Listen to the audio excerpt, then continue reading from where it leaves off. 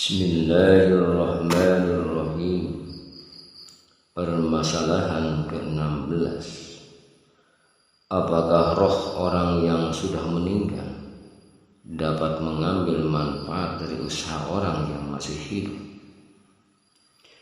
Jawabannya, roh orang yang sudah meninggal dapat mengambil manfaat dari usaha orang yang masih hidup dengan dua hal yang telah disepakati oleh ahli sunnah dari kalangan ahli fikih, hadis dan tafsir, yaitu sesuatu yang telah dilakukan oleh si mayit ketika ia masih hidup.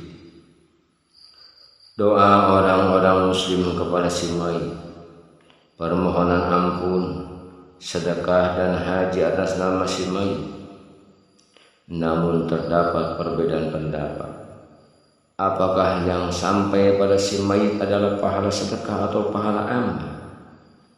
Menurut jumhur ulama, pahala yang akan sampai pada si mayit adalah pahala amal saja. Namun menurut sebagian mazhab Hanafiyah, bahwa pahala yang sampai kepadanya adalah pahala sedekah. Mereka berbeda pendapat dalam perkara ibadah badaniyah, yaitu ibadah yang terkait dengan fisik seperti puasa, sholat, membaca Al-Quran dan zikir. Menurut pendapat Imam Ahmad dan jumhur ulama, bahwa hal tersebut akan sampai kepada si mayit. Pendapat ini senada dengan pendapat sebagian dari sahabat Abu Hanifah. Adapun nas dalam riwayat Imam Ahmad ini diriwayatkan oleh Muhammad bin Yahya Al-Qahhar.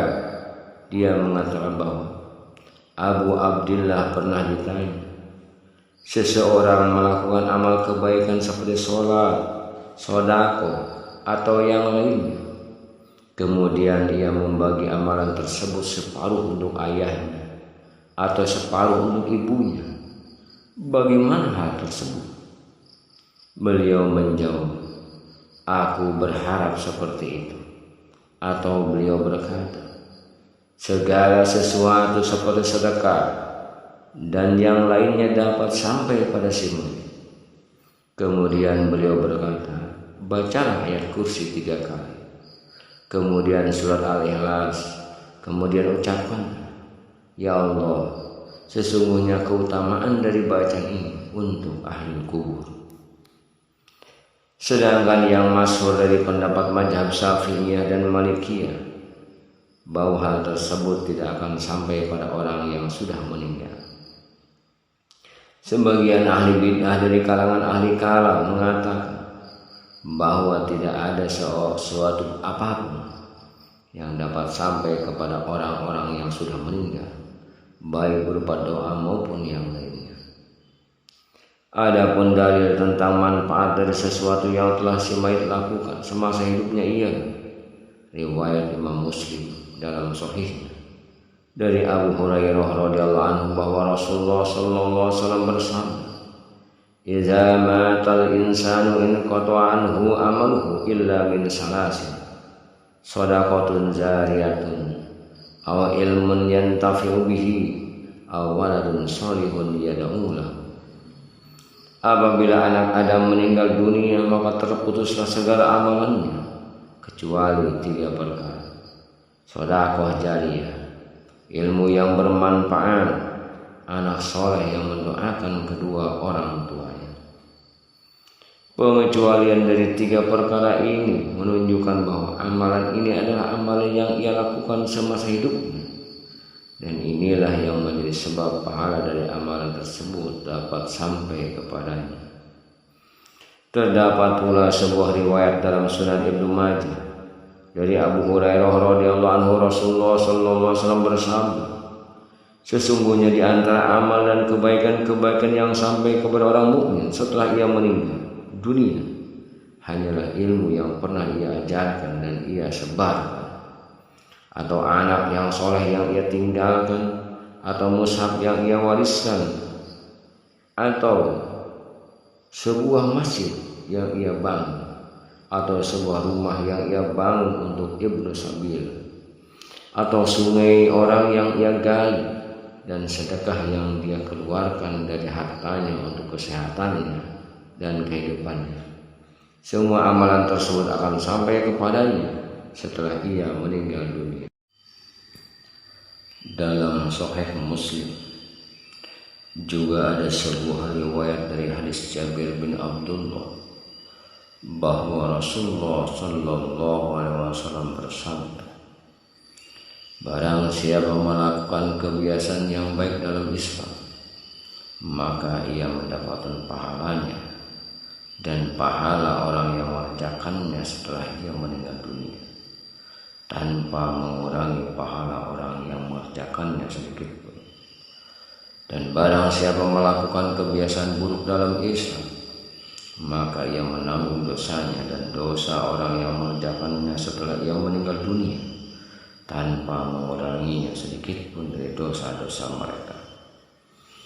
Dan masih banyak lagi riwayat dari Nabi Shallallahu Alaihi Wasallam yang senada dengan hadis tersebut, baik yang sahih maupun yang hasan. Dalam Al-Musnad Al-Adari Huzaifah, ia mengatakan bahwa ada seorang yang minta-minta pada zaman Nabi Sallallahu Alaihi Wasallam, namun tidak seorang pun yang memberi. Kemudian tiba-tiba ada seorang yang memberinya, sehingga mendorong orang lain untuk ikut memberinya. Maka Nabi Sallallahu Alaihi Wasallam bersabda, barang siapa melakukan kebiasaan baik, lalu kebiasaan baik itu ditiru, maka ia mendapatkan pahalanya dan pahala orang yang mengikutinya, tanpa mengurangi pahala orang yang mengikutinya sedikit pun. Dan barang siapa yang melakukan kebiasaan jelek, kemudian kebiasaan jelek itu ditiru, maka ia mendapatkan dosanya dan dosa orang yang mengikutinya, tanpa mengurangi dosa orang yang mengikutinya sedikit pun. Dan sabda beliau Sallallahu Alaihi Wasallam yang lain, tidaklah seseorang yang dibunuh secara zalim, melainkan anak Adam yang pertama kali melakukan pembunuhan menanggung darah, karena dialah yang pertama kali melakukan pembunuhan. Jika hal ini berlaku pada hukuman dan siksaan, maka untuk karunia dan pahala jauh lebih baik.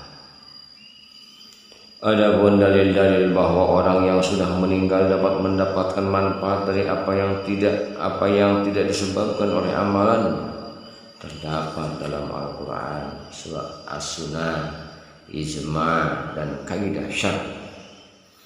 Adapun dalil dari Al-Quran adalah firman Allah, walladzina za'u min ba'dihim yaquluna rabbana ighfir lana wa li ikhwanina alladzina sabaqu bil iman. Dan orang-orang yang datang sesudah mereka, yaitu Muhajirin dan Ansor, mereka berdoa, ya Rabb kami, beri ampunlah kami dan saudara-saudara kami yang telah beriman lebih dahulu dari kami. Al-Quran surah Al-Hasyr, surat ke-59 ayat 10. Allah Subhanahu wa Ta'ala memuji mereka dikarenakan permohonan ampun mereka kepada orang-orang mukmin sebelum mereka. Hal ini menunjukkan bahwa mereka, orang-orang yang sudah meninggal, dapat mendapatkan manfaat dari permohonan ampun orang-orang yang masih hidup. Bisa dikatakan mereka mendapatkan manfaat dari permohonan ampun tersebut dikarenakan mereka telah mencontohkan keimanan bagi orang-orang sebelum mereka. Maka tatkala mereka mengikuti keimanan tersebut, mereka mendapatkan pahala dari apa yang telah dicontohkan sebelumnya. Akan tetapi mayu bisa mendapatkan manfaat dari doa orang-orang yang mensolati. Ini adalah pendapat ijma' ummah atau kesepakatan ummah. Di dalam As-Sunnah disebutkan hadis Abu Hurairah radhiyallahu anhu bahwa Rasulullah SAW bersabda, idza shallaitum 'alal mayyit fahlisu lahu ad-du'a. Jika kalian mensolati mayit, maka ikhlaskanlah ketika kalian mendoakan.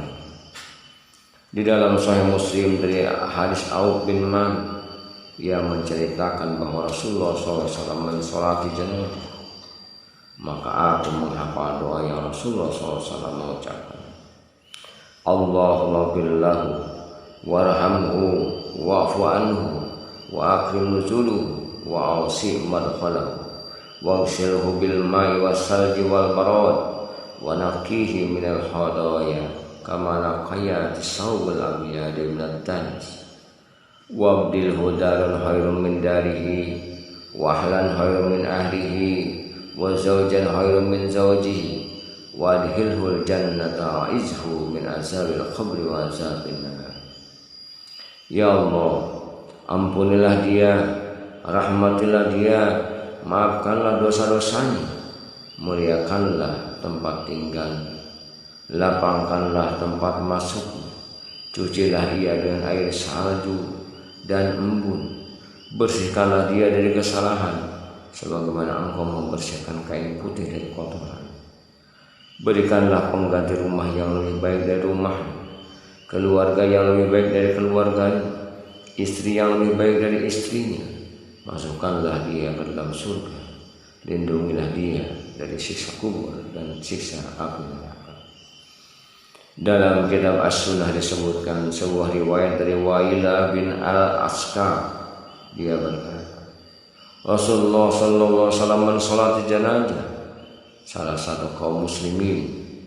Aku mendengar apa yang beliau ucapkan, Allahumma inna fulan ibni fulan fi jimmatika wa habli jiwarika fikhu min fitnatil khabr wa azabin nar wa anta ahlul wafa wal haqqi faghfir lahu warhamhu innaka antal ghafurur rahim. Ya Allah, sesungguhnya Fulan bin Fulan berada dalam tanggunganmu dan tali lindungan, maka lindungilah dia dari ujian kubur dan siksa neraka. Engkaulah yang maha memenuhi lagi maha benar, maka ampunilah dosanya dan rahmatilah dia. Sesungguhnya engkau maha pengampun lagi maha penyayang. Hadis yang menjelaskan masalah ini sangat banyak, dan hadis-hadis tersebut menjelaskan tentang mensolati mayit serta berdoa untuknya setelah dikuburkan.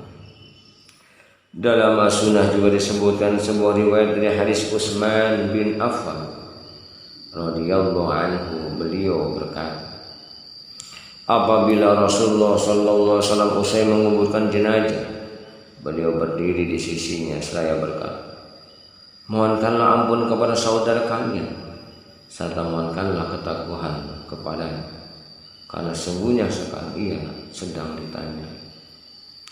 Begitu juga dengan mendoakan mayit ketika menziarahi kuburnya, sebagaimana sebuah riwayat yang terdapat dalam Sahih Muslim dari Buraidah bin Al-Husayn.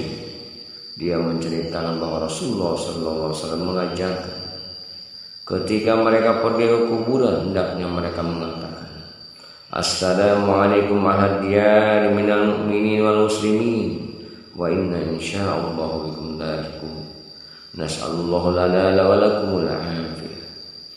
Keselamatan atas sekalian wahai para penghuni kubur dari orang-orang mukmin dan muslim. Sesungguhnya kami atas izin Allah akan bersua dengan kalian. Kami memohon keselamatan kepada Allah bagi kami dan kalian. Dalam Sahih Muslim disebutkan bahwa Aisyah radhiyallahu anha bertanya kepada Nabi sallallahu alaihi wasallam, apa pendapat engkau ketika aku memohonkan ampun kepada orang-orang penghuni kubur? Beliau sallallahu alaihi wasallam bersabda, ucapkanlah, keselamatan atas kalian wahai para penghuni kubur dari orang-orang mukmin dan muslim.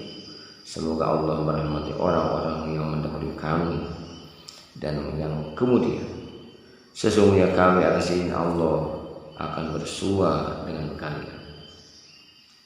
Dalam Sahih Muslim juga disebutkan dari Aisyah radhiyallahu anha bahwa pada suatu akhir malam Rasulullah SAW keluar ke baki. Beliau mengucapkan, Assalamualaikum dara qaumi mu'minin wa atakum ma tu'iduna qadan mu'jilun wa inna insyaallah bikum lahiqun. Allahumma ighfir li ahli baqi ila barakah. Semoga keselamatan atas kalian wahai kampung orang-orang mukmin, dan akan datang besok kepada kalian apa yang dijanjikan kepada kalian. Dan sesungguhnya kami atas izin Allah akan bersua dengan kalian. Ya Allah, ampunilah para penghuni Baqi al-Gharqad. Rasulullah SAW pernah mendoakan orang-orang yang sudah meninggal, baik dengan perkataan maupun dengan pengajaran. Begitu juga dengan para sahabat, tabi'in, dan kaum muslimin setelah meninggal dunia. Terlalu banyak untuk kita sebutkan dan sulit untuk dipungkiri. Dan sesungguhnya Allah akan meninggikan derajat seorang hamba di surga, sehingga mereka akan bertanya-tanya, mengapa ini bisa terjadi pada?